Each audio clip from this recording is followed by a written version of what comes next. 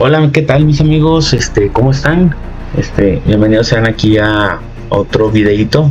Pues eso de lo que es pláticas con Logan de Luna.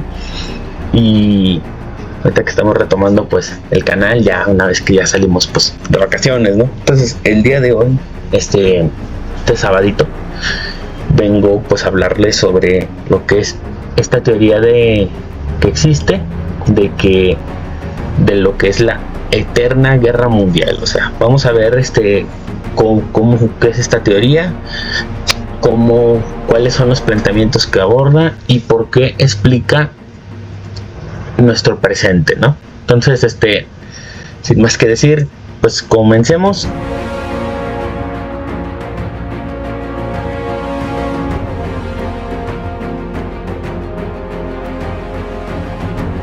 Y vamos a hablar sobre un poco lo que es el contexto geopolítico.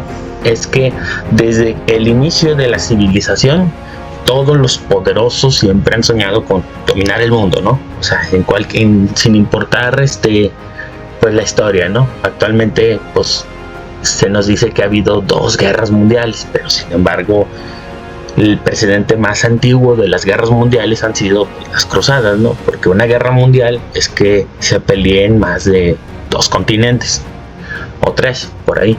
Entonces, eso tiene que quedar muy claro. Desde el inicio de la civilización, siempre los poderosos han buscado conquistar el mundo.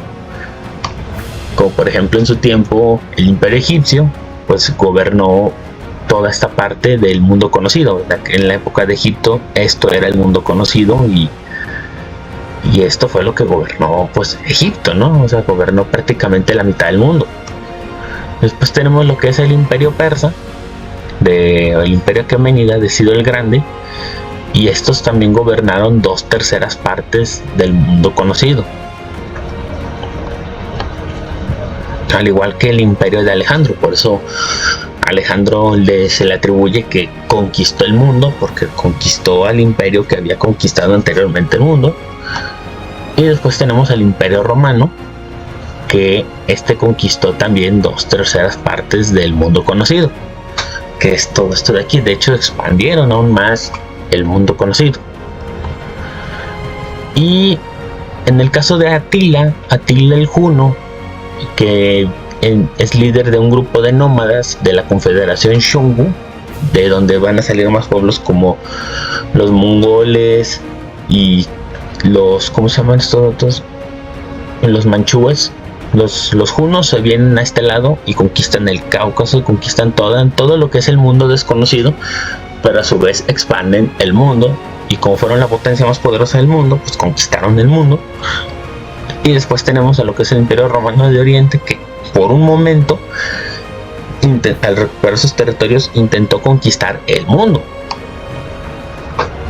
Tenemos después a lo que es el Califato de Omeya, o en este caso pues el Imperio Musulmán, que vendrán siendo pues las dinastías. Yo lo considero más como que Califato Ortodoxo, Califato Omeya o así. O sea, para mí son más que nada pues dinastías, porque respondían a un mismo pues ente imperial, ¿no? Y todos ellos tenían la premisa de expandir el Islam a todo el mundo conocido, para que todos fueran pues musulmanes, ¿no? Entonces la premisa era conquistar el mundo también. Después tenemos lo que es Teotihuacán, el Imperio Teotihuacano, que duraba pues todo esto. De hecho me faltó un poco más, de hecho se expandía también más para acá. Ya en mapas más recientes, sería que Teotihuacán hasta llegaba a Nicaragua, El Salvador, y una tirita de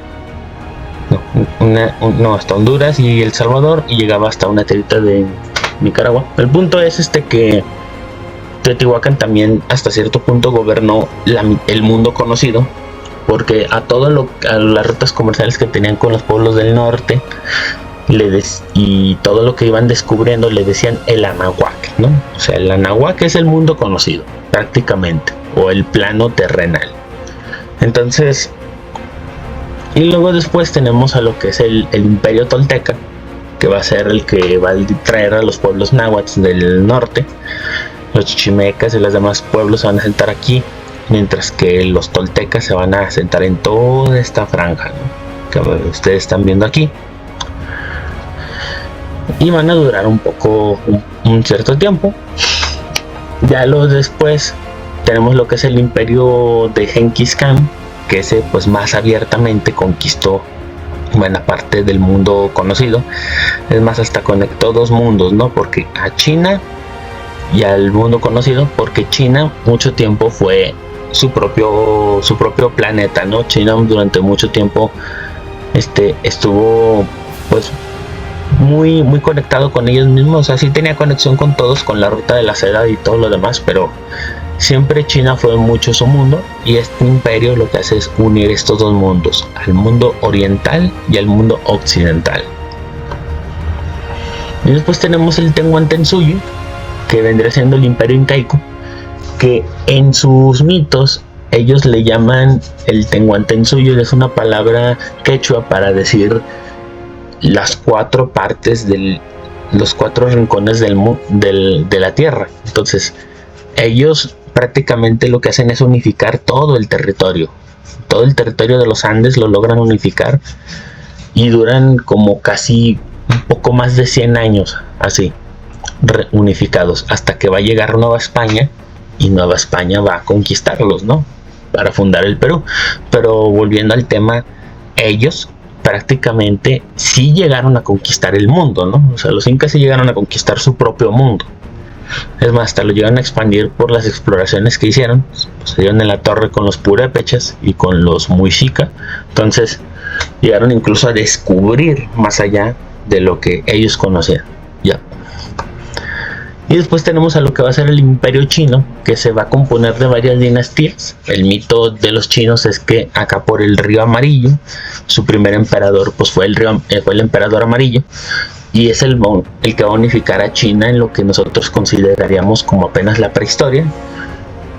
Y estas culturas esta cultura china va a estar evolucionando pues constantemente, pero a un ritmo pues muy lento, pero también con muchas disputas, pero también gracias al contacto internacional que tienen, pues van a estar evolucionando constantemente. O sea, si China no hubiera tenido contacto a través de la ruta de la seda, pues habría pasado lo mismo que les pasó a los pueblos de América, no habrían evolucionado tan rápido, porque la evolución y el crecimiento también depende del contacto con los pueblos que tengas y qué tan diferentes en tu cultura son esos pueblos. Bien, entonces vamos a empezar lo que va a ser esta teoría de la fase de lo que es la Guerra Mundial Eterna. Entonces la Guerra Mundial Eterna, como les dije, dice que los poderosos del mundo siempre se han peleado por tomar pues los recursos, ¿no?, de todos. Y en este caso la primera fase sería después de la toma de Constantinopla, ¿no? Entonces, ¿por qué sería a partir de la toma de Constantinopla en 1453? Porque Constantinopla es la entrada entre el mar Mediterráneo y el mar Muerto. Entonces y luego después los otomanos, tiempo después de eso, empiezan a prohibir que los europeos comercien con los pueblos de Asia, ¿no? O sea, con Medio Oriente, y el imperio otomano empieza a comerciar pues consigo mismo para poder compensar esa pues crisis. Entonces la idea del sultán pues Mehmed o Suleiman el Magnífico, tanto los dos, es asfixiar económicamente a Europa para luego después atacarlos, conquistarlos e islamizarlos. Entonces en esta parte pues va a tener pues mucho peso lo que va a ser el comercio global a través pues del mercado, ¿no? Se va a dar prioridad a lo que es conquista de territorios para tener dominio en los mares y dominio en la tierra. Y tenemos 4 superpotencias, las cuales van a pues ser las principales. Tenemos lo que va a ser el Imperio Español, el cual nace a partir del matrimonio de los reyes católicos.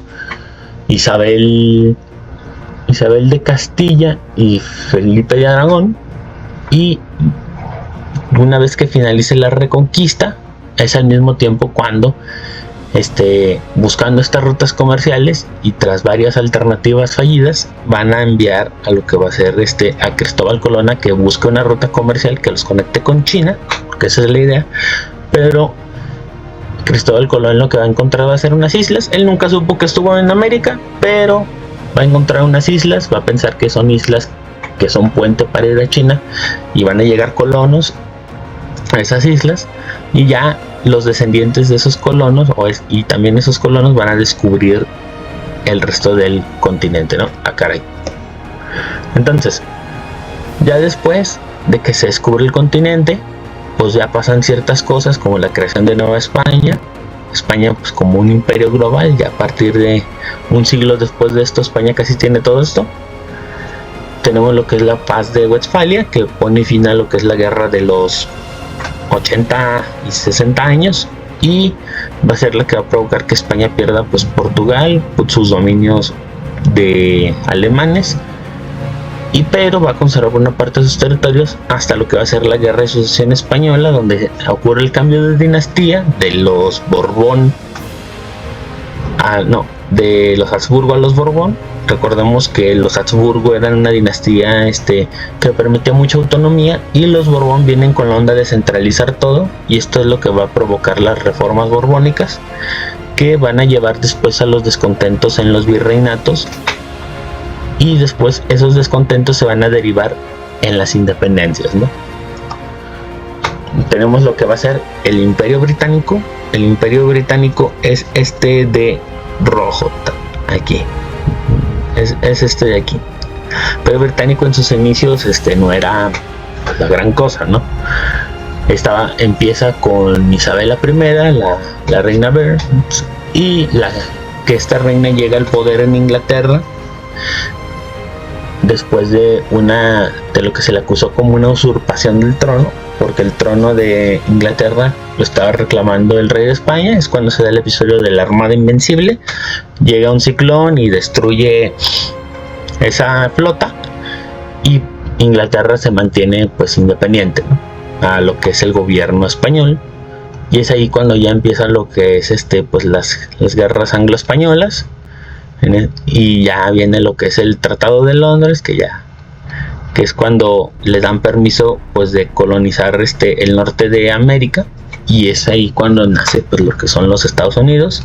Inglaterra, para poder, como no tienen en ese entonces una flota, o sea, los primeros días del Imperio Británico, Inglaterra era un reino humilde, necesitaba pues compensar su poder, y ellos van a ser los impulsores de la piratería para robarle a los novohispanos el dominio del Pacífico y del Atlántico, porque hay que entender que Nueva España era la garante de la protección del comercio internacional, y Nueva España era la que se peleaba con los piratas ingleses, pero también había piratas portugueses, piratas franceses, otomanos, de todo un poco, y Nueva España era la que se peleaba, ¿no?, contra todos ellos.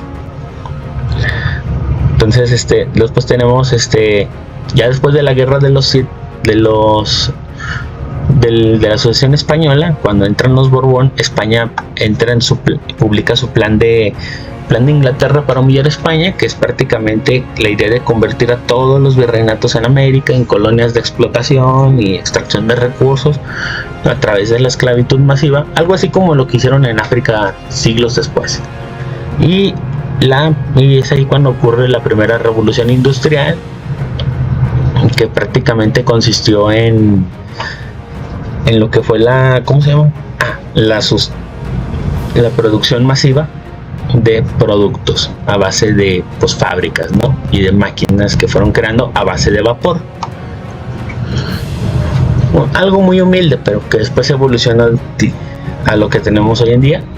Y luego después tenemos una de las potencias principales, yo creo que la principal en sus inicios, el Imperio Otomano, que va a ser fundado pues por Osman I, que era uno de los príncipes turcos selyúcidas, que al final terminó fundando su propio reino, y una vez que este imperio cayó, así como el sultanato de Rum, tenemos lo que va a ser el Imperio Otomano, va a estar constantemente expandiéndose, va a conquistar Anatolia, va a conquistar los Balcanes, su hito más grande, la toma de Constantinopla, que va a acabar pues con la historia de los romanos orientales, la conquista de Mesopotamia y Egipto, y así va a estar hasta que llega Solimán el Magnífico y sitian Viena, y por un momento casi logran desaparecer al Sacro Imperio Romano Germánico, de no haber sido por la intervención de los mongoles, y después se inician lo que es las guerras Habsburgo-otomanas, que es prácticamente entre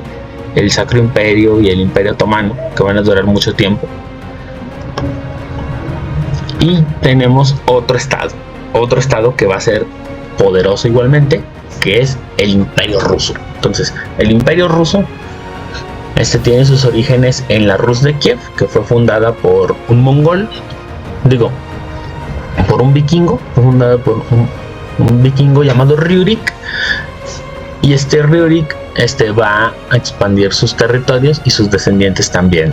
Entonces, la conquista, todo este reino pues iba muy bien. De hecho, este reino en un inicio pues es pagano, hasta que deciden convertirse a lo que es el cristianismo ortodoxo, ya después de que evalúan las religiones de sus vecinos y sienten que esa religión pues es la más cómoda pues, para su cultura.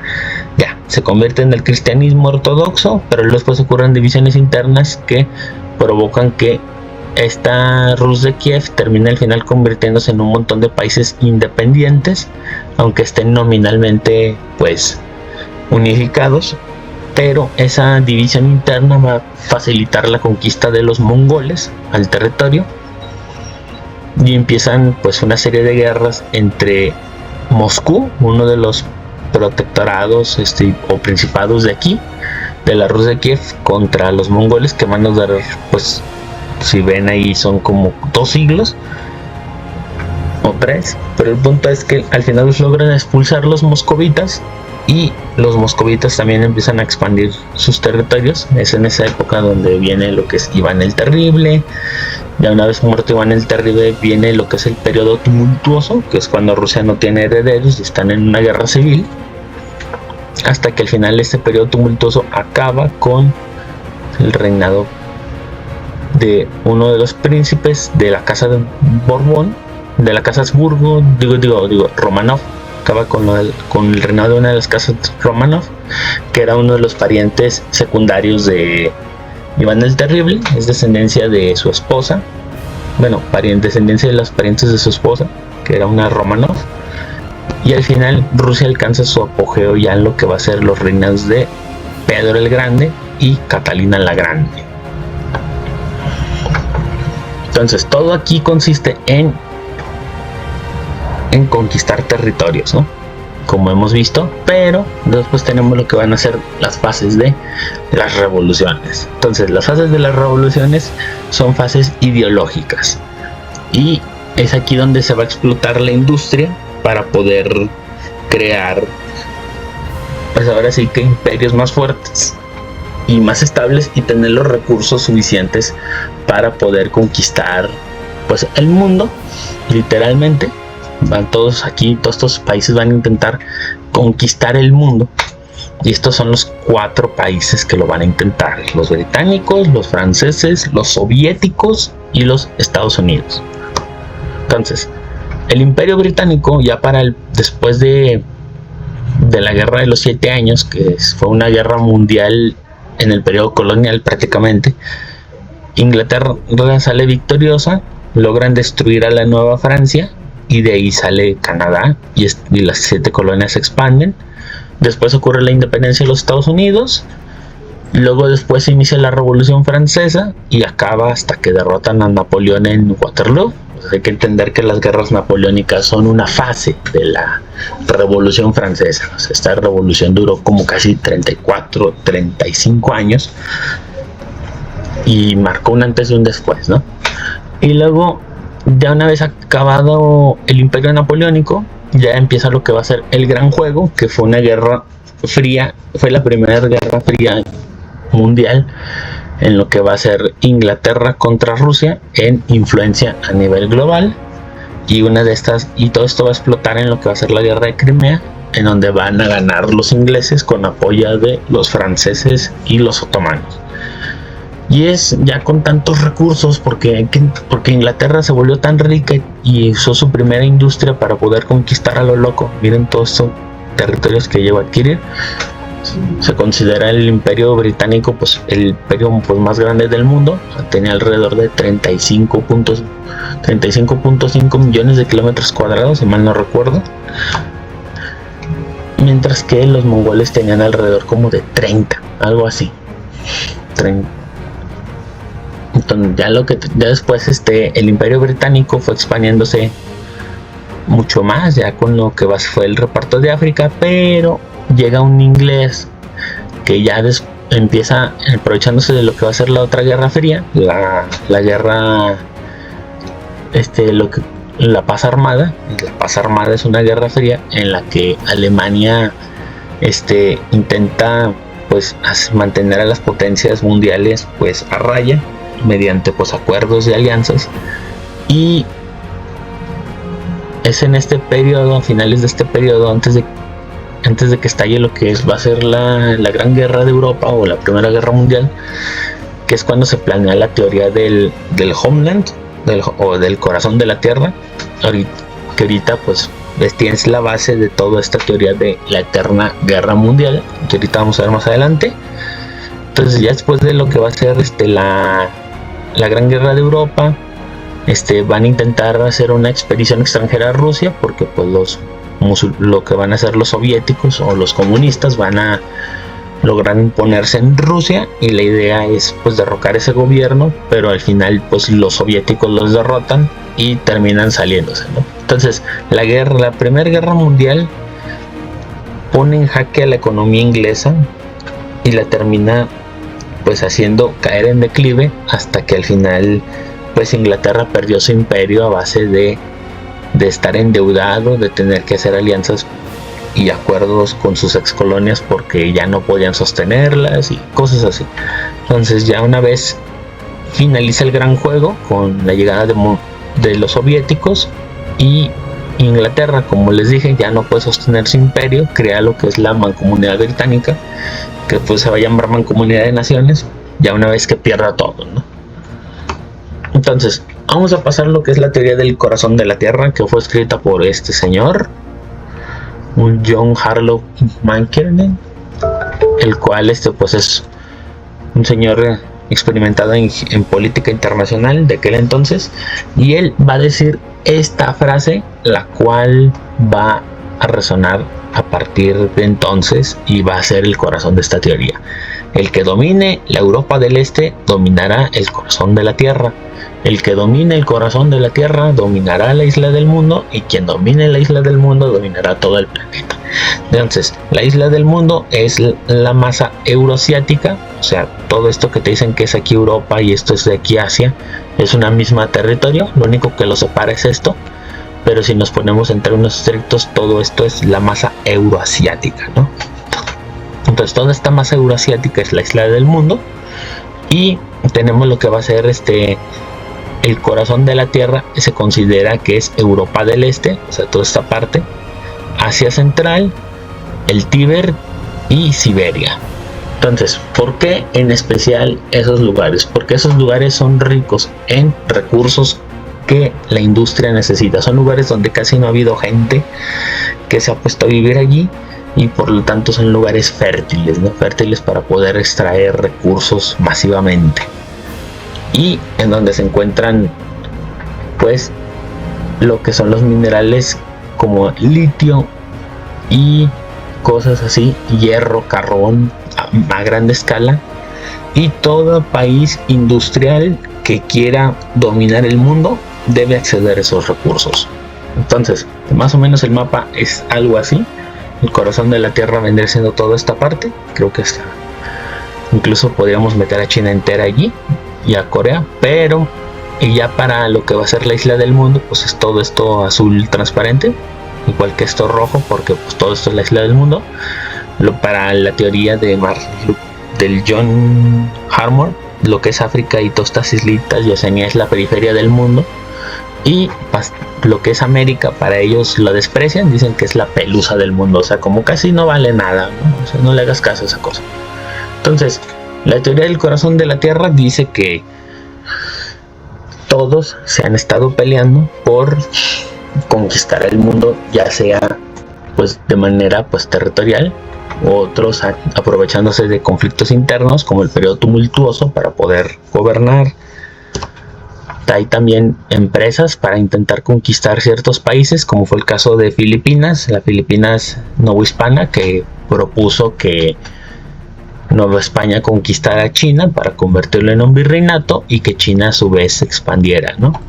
Y ya tenemos lo que van a ser las guerras ruso-turcas, que fue una guerra por el control del Mar Negro que duraron como alrededor de unos 3 siglos, como lo visto aquí. Y tenemos lo que van a ser la guerra de los 80 y 30 años, que la guerra de los 80 años es una guerra creo que religiosa y la otra es una guerra de independencia. Entonces, al final o al revés, pero el punto es que lo que se disputaba España era mantener pues la hegemonía, ¿no?, de sus territorios. Y después tenemos lo que va a ser la Guerra de Sucesión Española, que pues, se podría decir que realmente fue una guerra mundial, porque pues todos se pelearon por querer tener el trono español, porque los Habsburgos se quedaron sin descendencia por andar con la idea de que para que los bienes no se vayan a otro reino, vamos a casarnos nada más entre nosotros. Entonces, pues, o sea, en lugar de reformar el gobierno, pues al final terminaron pues casándose entre ellos, y eso provocó pues mutaciones y deficiencias físicas en la familia, hasta que al final no pudieron tener descendencia. Bien, aquí ya tenemos lo que es el expansionismo ruso a gran escala, como Rusia se fue expandiendo poco a poco. Estos países, estas zonas donde están aquí regidos son zonas de influencia y que en algún momento fueron parte del Imperio Ruso. Tenemos lo que fue la Guerra de los 7 años, aquí está, una guerra disputada a nivel internacional, se peleó en India, en Europa y en América. Y todos los virreinatos participaron, o sea, se podría decir que hasta incluso México participó en una guerra mundial.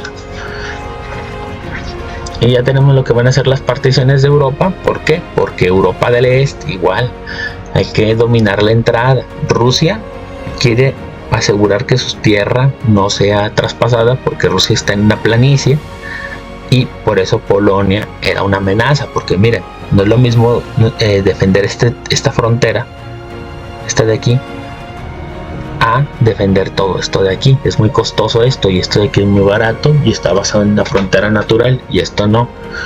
Y ya tenemos aquí lo que va a ser la independencia de los Estados Unidos, que que es un conflicto también internacional, porque Nueva España, Francia van a luchar contra Inglaterra apoyando la rebelión de los gabachos. Ya tenemos la Revolución Francesa, que fue una guerra ideológica en la que pues Napoleón, con la excusa de que vamos a expandir la revolución, se creó todo este imperio que ven aquí. Todo esto prácticamente fue su imperio. Después tenemos lo que es los siglos de humillación de China, que empezaron con una guerra civil y que acabaron pues con la muerte de Mao Zedong, ¿no? Entonces, y provocó también la caída del imperio chino, la transformación de China a una república, como esta república en un inicio fue un estado fallido, y todo por injerencia extranjera. ¿Por qué? Porque China está en el corazón de la tierra y hay que dominar el corazón de la tierra. Tenemos lo que va a ser las guerras de sucesión españolas, de secesión españolas, que van a ser pues más que nada las guerras de independencia, en donde pues todos los virreinatos van a sufrir pues el problema de que van a tener libertadores, los cuales con las ideas del positivismo andan con la idea de que bueno, nosotros somos ricos, entonces si no le pagamos nada a España, entonces vamos a ser más ricos, y se desataron las guerras dentro de su territorio, que después al final de que se independizaron terminaron siendo muy pobres y empezaron a haber más guerras entre ellos, ¿no? Porque por la idea de que el poder que antes tenían pues quedó eclipsado, porque ese poder que tenían dependía del imperio, ¿no? No era un poder individual, era todos en conjunto contribuían a la influencia del otro y al poder del otro. Y después tenemos las expediciones extranjeras contra México. Hay que recordar que México fue la Nueva España, y la Nueva España durante todo el periodo colonial, como le dicen, fue el reino más rico de todo el mundo, porque controlaba el comercio internacional y controlaba todos los impuestos del Imperio Español. Se dice que hasta los ingleses enviaban productos, los 13 colonias enviaban productos a Inglaterra por medio de Nueva España para ahorrarse el viaje. Entonces, por eso, cuando México se independiza, muchos países extranjeros van a invadir ese territorio, en lo que se le conoce como el México independiente. Lo van a estar invadiendo porque quieren asegurarse el control, ¿no?, de las rutas comerciales y de los puntos estratégicos. Nadie lo va a lograr del todo por completo adueñarse. El más cercano fue Estados Unidos, pero hasta él no pudo conquistar México, que era la idea. Tenemos, como les decía, ya con las guerras de independencia vino la Guerra Grande, que fue prácticamente una guerra por el control de la cuenca del río de la Plata. Aquí se me pasó una letra, aquí no es 9, aquí es 8. Prácticamente estoy tomando en cuenta desde el gobierno, desde las Rosas hasta lo que va a ser pues prácticamente su final de la repartición del Río de la Plata. Pero incluso hasta podríamos meter parte de la Guerra Grande, la guerra de la Triple Alianza, porque sigue siendo lo mismo, o sea, es una guerra muy larga eso. Después tenemos la Guerra de Crimea, que como les dije fue la guerra en donde se estaban disputando el Mar Negro. ¿Por qué? Porque Rusia quería destruir el Imperio Otomano y quería asegurar pues las rutas que siempre ha querido, pero Inglaterra y Francia le dijeron que no y se metieron y le ganaron. Después tenemos las guerras anglo-afganas, que prácticamente fue un intento de Inglaterra por tener una base en Medio Oriente en el siglo XIX, y que al final tuvo que abandonar porque, como les dije, se fue a la quiebra durante la Guerra Mundial, durante la Primera Guerra Mundial. De hecho, este frente casi no le dio importancia hasta que tuvo que hacer un acuerdo para poder retirarse. Tenemos ya lo que son las guerras bananeras, que fueron pues las intervenciones de Estados Unidos en América Latina entre el siglo XIX y el siglo XX, y que al final, aunque todas fueron exitosas, pues tuvo que dejar por lo de la Gran Depresión. Tenemos el reparto de África. Esta era África antes del reparto, y este es África ya lo que va a ser unos 33 años después. Entonces hay que entender que África se la reparten más que nada por los recursos, ¿no? Por los recursos que tiene, no tanto por lo que va a ser la explotación y el deseo de esclavitud. Bueno, también, pero lo que importa más son los recursos que tiene el continente y que son vulnerables. Hay que entender que África estuvo desde el Sáhara, el África desde el Sáhara hasta abajo, hasta el subsahara, estuvo aislada durante casi toda la historia de la humanidad. Entonces ellos hagan de cuenta que seguían en la prehistoria. Entonces que llegaron estos vatos con armas de fuego y valió más, ¿no? O sea, perdieron. Pero África, lo que es África y América, son un ejemplo de la importancia que tienen pues todos los pueblos, ¿no? Todos los pueblos se enriquecen, se nutren mutuamente, crecen juntos, guerrean juntos, intercambian conocimiento. Y en el caso de África y América, sus culturas, sus zonas culturales son muy homogéneas, y pues eso retrasó mucho, ¿no?, su cambio. De hecho, los que más tuvieron contacto son los del Sáhara, los de esta parte de aquí, que adoptaron el Islam y se fue acogiendo en el desierto. Pero hasta incluso ese contacto que tuvieron con los musulmanes fue muy limitado, y por eso no se alcanzaron a desarrollar pues del todo, ¿no? tenemos la rebelión de los Boxers, que fue un intento de independencia del Imperio Chino para expulsar la influencia europea, pero al final los europeos les dieron en la torre. Ya tenemos lo que van a ser las guerras mundiales, que vemos aquí. Estoy considerando la Revolución Rusa como parte de la guerra mundial esta también, porque los mismos países de aquí intentaron agarrarse a tiros con Rusia y Rusia los expulsó. Y después tenemos aquí ya lo que es la Segunda Guerra, que la tomó desde que Hitler toma el poder hasta que lo pierde, porque pues Hitler se la pasó expandiéndose, al igual que los japoneses en esos mismos años. Y vamos a hablar ahora de el ocaso de las superpotencias. Entonces, el ocaso de las superpotencias, pues hay que entender qué es el declive, cómo estas superpotencias llegaron a colapsar. O sea, para que un imperio nunca colapsa desde afuera, colapsa desde adentro. Y los imperios, cuando colapsan desde adentro es cuando se retrasan, cuando tienen problemas internos, y ya la llegada del ejército que los invade y los derrota, eso ya es consecuencia de. Entonces el Imperio Otomano, en el caso de los otomanos, como ustedes van a ver, desde que muere Suleimán, el imperio se queda atrasado, se queda estancado y empieza a batallar pues con todos sus enemigos, hasta que al final va cediendo territorio y al final puede, en esta fase de aquí, puede pues liderar pues ejércitos experimentados, pero esos ejércitos experimentados están desactualizados debido al exceso de conservadurismo y de corrupción, y al final terminan perdiendo pues todas estas guerras, ¿no? Después tenemos como el Imperio Otomano ya en el siglo XIX intenta reformarse, pero al final lo terminan pues derrotando también igualmente, le terminan quitando territorios a diestra y siniestra hasta que nada más queda este cacho. Y ya lo que va a hacer en la Primera Guerra Mundial, lo van a obligar a entrar al conflicto para que después al final pierda y se lo terminan repartiendo entre todos, y de ahí va a salir Turquía.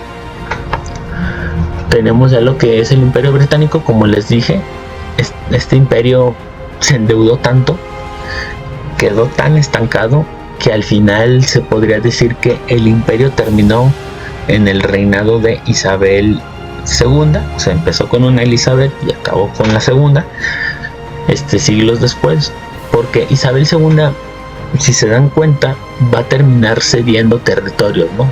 Unos los van a empezar a perder los padres de ella, y ya cuando ella reina, ella lo que hace es hacer acuerdos con estos territorios para que se independicen, pero siguen formando parte de la Mancomunidad de Naciones, que vendría siendo una continuación del Imperio Británico. Hagan de cuenta que es como cuando Roma se dividió, salió la Roma de Oriente y la Roma de Occidente. Hagan de cuenta que en este caso el Imperio Británico cambia de nombre con lo que le queda, la Mancomunidad de Naciones, que son alrededor de 15 países de lo que alguna vez fue todo el imperio.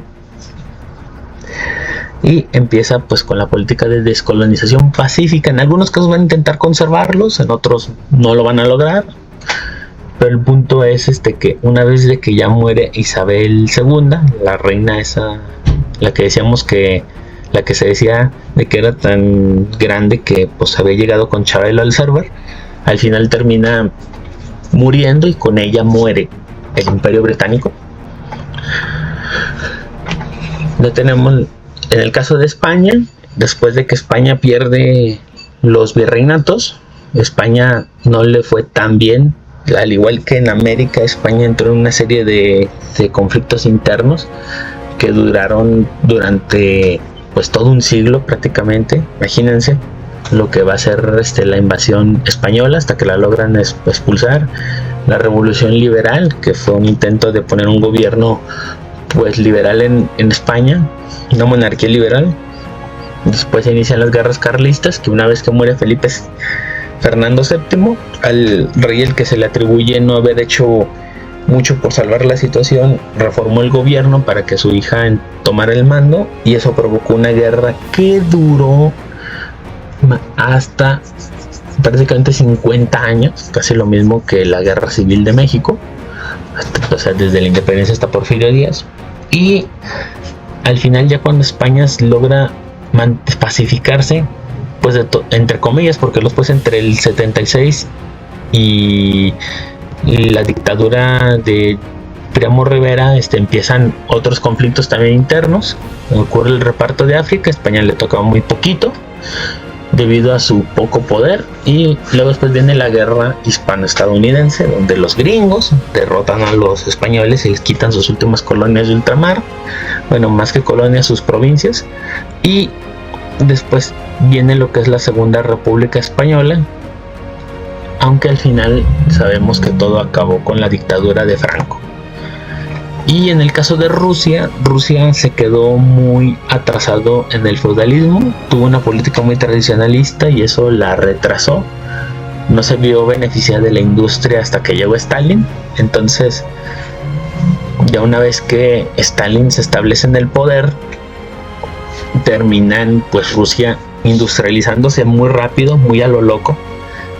Y eso también provocó daños dentro de Rusia, porque fue a costa también de personas y cosas así. Pero el punto fue que Rusia al final se logró imponer, y después de 20 años derrotan ellos a los nazis. Hay que entender eso, no fue Estados Unidos, no fue Inglaterra. Quienes derrotan a los nazis fueron los soviéticos, porque en un inicio los soviéticos querían aliarse con los nazis, pero los nazis los atacaron, así que al final los soviéticos, después de muchos percances, son los que derrotan a los nazis, y empieza ya lo que va a ser la Guerra Fría, que la Guerra Fría que todos conocemos, en la que se pelean capitalismo contra comunismo.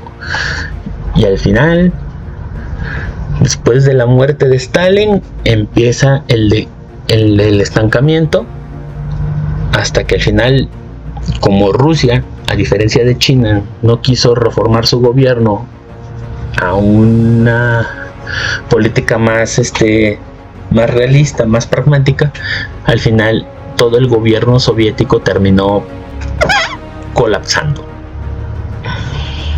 y eso provocó la disolución de la Unión Soviética. Y ahora vamos a hablar del país que se podría decir que ha conquistado el mundo, y es los Estados Unidos, en esta eterna guerra mundial. Hay que entender que Estados Unidos siempre tuvo esta premisa de ser una potencia, ¿no? Sus fundadores así lo presumían. Incluso se llegó a publicar pues el plan original de los Estados Unidos antes del Destino Manifiesto, que es el más famoso. Hay otro plan que es el plan de Jefferson. El plan de Jefferson era más que nada que Estados Unidos gobernara toda América, o sea, toda América como un solo país, gobernada desde los Estados Unidos. Entonces, por eso le ponen al país ese nombre, los Estados Unidos de América, porque la idea es que se conquiste el territorio. Todas estas no las sabemos: la independencia de Estados Unidos, las guerras indoestadounidenses, la compra de Luisiana a Francia, pero más que nada Francia se lo vendió a Estados Unidos, pero Francia tenía pues más que nada el permiso de Nueva España y de España para poder mandar colonos. O sea, este territorio no le correspondía venderlo, y va a haber una disputa entre el Virreinato de Nueva España, que abarcaba pues toda esta parte de aquí, hasta lo que es 1919 con el Tratado de Adams-Onis. Después se da aquí lo que es ya la doctrina Monroe de América para los americanos, o prácticamente América para los estadounidenses, que es lo que les digo, eso de que se dice que toda América es prácticamente la zona de poder de ellos, que ninguna potencia extranjera debe meterse. Y la primera guerra contra Texas, que es aquí el inicio, podría decir que este es el inicio de las guerras México-estadounidenses. ¿Cómo que las guerras México-estadounidenses? Si solo hubo una, no es cierto. Hubo muchas guerras porque Nueva España le estorba a los Estados Unidos, y Estados Unidos quiere apoderarse de Nueva España. Entonces Estados Unidos va a incentivar muchos conflictos dentro de México, porque la idea es anexarlo. Y esto lo dice en esta carta de aquí, en donde dice: dice este Thomas Jefferson, todo este chorizo, que dice: aunque nuestros actuales intereses nos restrinjan a nuestros límites, es imposible dejar de prever cuando nuestra rápida multiplicación se extienda más allá de dichos límites, hasta cubrir por entero el continente. Nuestra confederación debe ser considerada como el nido desde el cual toda América, así del norte como del sur, habrá de ser poblada.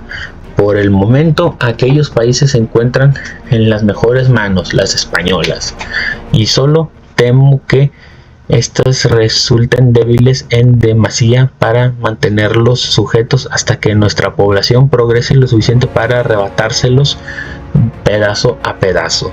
Pues nuestra nación, como todo hombre, tiene su derecho, el de no permitir que nadie obstruya su preservación, su perfección y su felicidad.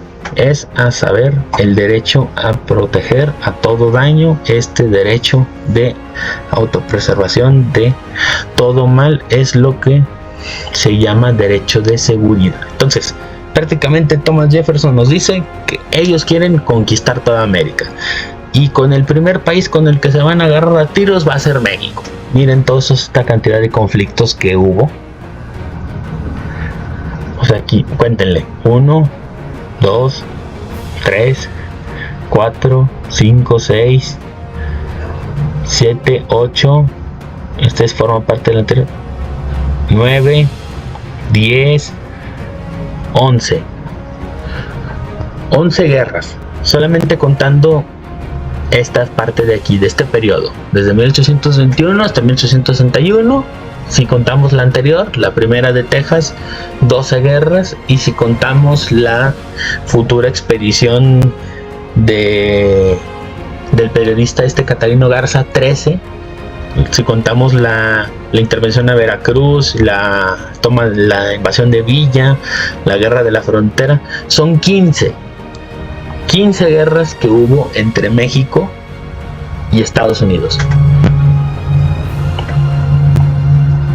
Y muy poquitas ganaron. Entonces, al final, por eso, Estados Unidos va a decir: no, pues no me conviene hacer una guerra contra toda América, porque pues si no puedo conquistar a mi vecino, pues toda América me va a comer vivo. Entonces, ¿qué voy a hacer? Titiretear, hacer países títeres, ¿no? Entonces, por eso se rechazó el movimiento All Mexico, ¿no? Porque era el plan de anexar todo México. ¿Por qué? Porque miren, esto es Estados Unidos hoy en día. Bueno, en 1853, pero no es muy diferente al actual. Y esto fue Nueva España, solamente unos 70 años antes. O sea, esto es mucho territorio. Todo esto de aquí, desde Costa Rica hasta acá, era Nueva España. Algunos no cuentan esta parte, pero también abarcaba eso de ahí. Entonces, si vemos, el contraste ya es muy grande. Y ya, Estados Unidos, después de su guerra civil, el único conflicto relevante interno en el siglo XIX, y ya tenemos lo que va a ser pues la base de la reconstrucción, la compra de Alaska, la industrialización llega a los Estados Unidos a gran escala. Después tenemos las guerras bananeras, desde España hasta Hispanoamérica, aplicando este otro plan de que, bueno, pues no puedo conquistar el territorio físicamente, pues voy a avasallarlo económicamente. Y después, ya para 1904, finalizan sus guerras contra los indígenas. Ya el territorio por completo es de ellos, ya los han casi exterminado. Algunos están en reservas. Inician ellos la Revolución Mexicana, la cual va a ser financiada por los gabachos, pero luego después se les sale de control, porque el plan era aquí otra vez. Hay que entender que la Revolución Mexicana fue incentivada por Estados Unidos, porque la idea era poner un gobierno a modo. Nada más que cada gobierno que llegaba al poder en México, pues se aprovechaba de los gabachos, usaba el dinero gringo, tomaba el poder y después se rajaba los compromisos. Entonces todo este conflicto lo fueron dejando hasta que llegó Lázaro Cárdenas, a los años 40, son 30 años de revolución prácticamente, y al final terminaron desistiendo, dijeron no, esto nomás es tirar el dinero a la basura. O sea, se garantizan que el país sea destruido, pero no pueden poner a alguien a modo a que gobierne pues a su país, y por eso después dejan de financiar con tanto conflicto y terminan pues haciendo acuerdos económicos, aunque luego después vemos que eso va a derivar en la creación de los cárteles mexicanos, pero eso ya es otra historia. Ya después tenemos aquí lo que va a ser el telegrama Schinderman, donde Alemania va a querer hacer lo mismo, como México es el que tiene el petróleo en lo que va a ser México es el principal productor de petróleo, a pesar de que está en guerra contra sí mismo. México recibe ganancias de la financiación estadounidense por la revolución y de la venta de petróleo a Inglaterra. El 80% del petróleo del Imperio Británico viene de México, y es por eso que Alemania le va a mandar este telegrama a México, invitarlo a que se una a la Primera Guerra Mundial a cambio de territorios perdidos. México está consciente de que pues no puede, y le dice que no, pero es aquí cuando ocurren dos cosas, ¿no?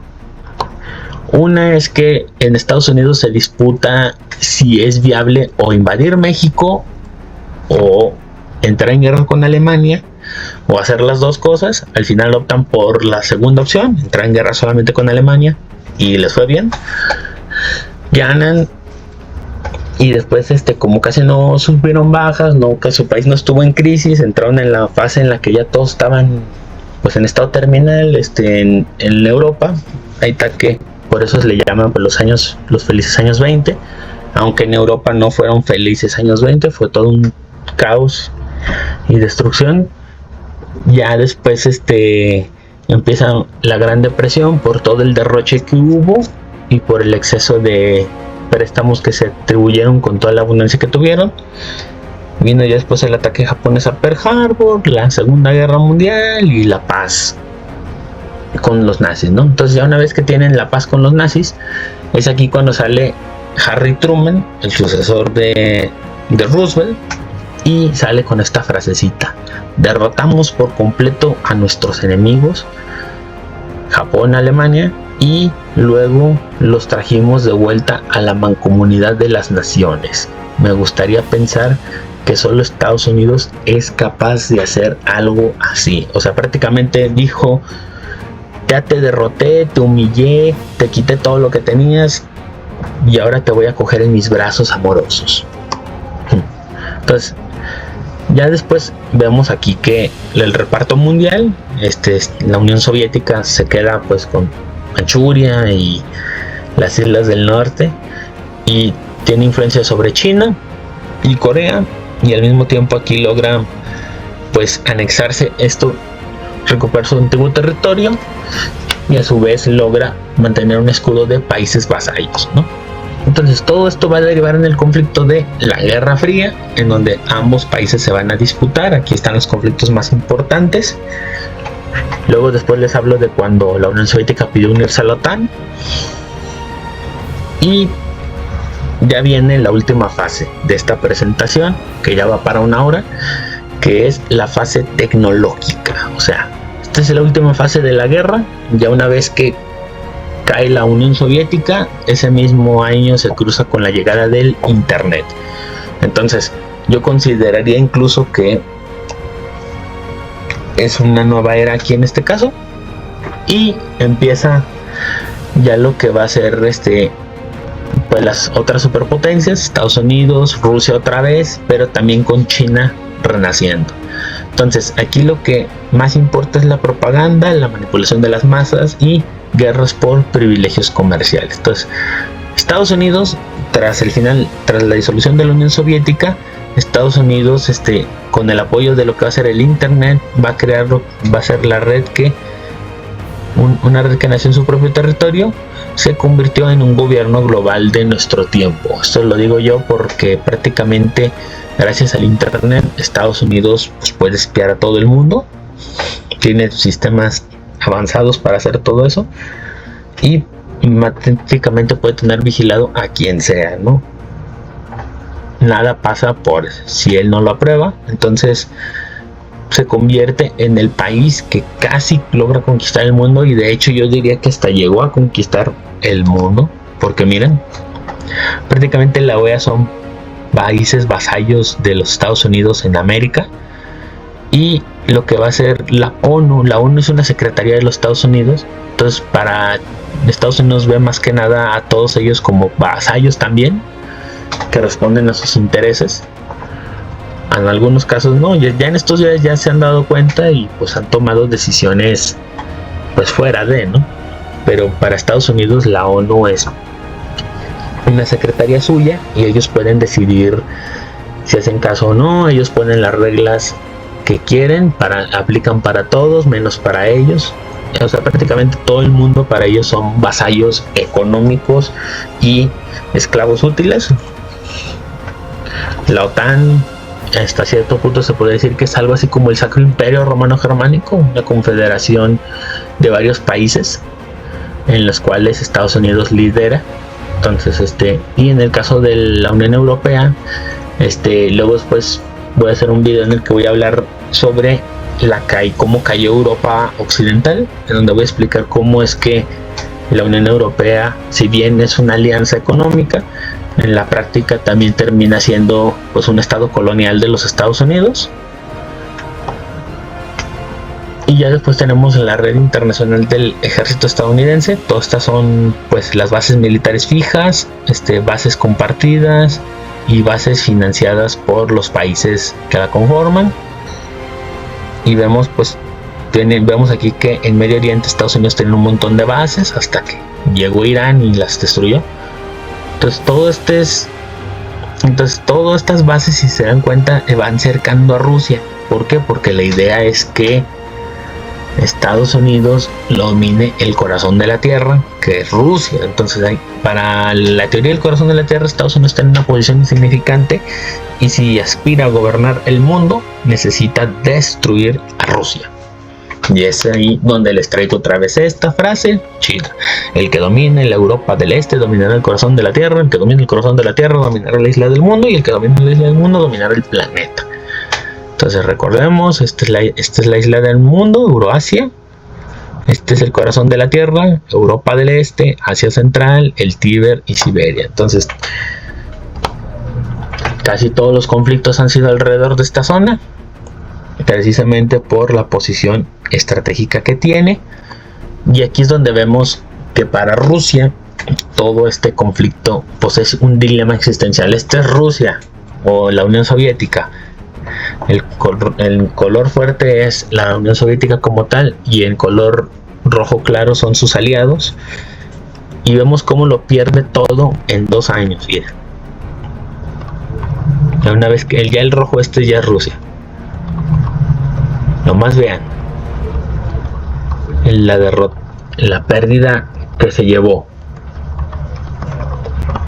Entonces, desde que colapsa la Unión Soviética, Estados Unidos empezó a actuar como el juez del mundo y empezó a intervenir en todos lados para poder así imponer su gobierno global, y que todos los países respondan a sus órdenes.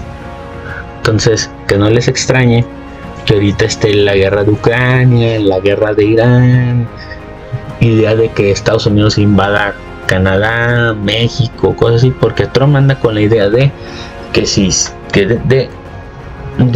intervenir en todos lados para poder dominar la isla del mundo y así poder dominar todo el planeta. Entonces, todo es gracias a esta teoría, ¿no? Esta teoría de este señor, y a la idea que tiene Estados Unidos de que ellos están destinados a conquistar el mundo y gobernar el mundo desde Washington. Aunque vemos que igualmente ya hay otras potencias que le están poniendo un alto, y que Estados Unidos está en una fase de declive debido a que ya se le ha acumulado todo. Cuando un imperio llega a la sobreextensión, tiende a caer, y en el momento en el que colapse Estados Unidos, no solo va a provocar una crisis mundial, sino que esto no va a ser el final de la guerra por conquistar el mundo. prácticamente otras potencias van a tomar su lugar, ya sean China, Rusia o quien sea. Pero el punto es que otra vez va a empezar el ciclo de conquista el corazón de la Tierra, dominar la isla del mundo, dominar el corazón de la Tierra y así poder dominar el planeta. Y sin más, pues muchas gracias mis amigos y les deseo pues muy bonito sábado y que Dios me los bendiga. Bye bye.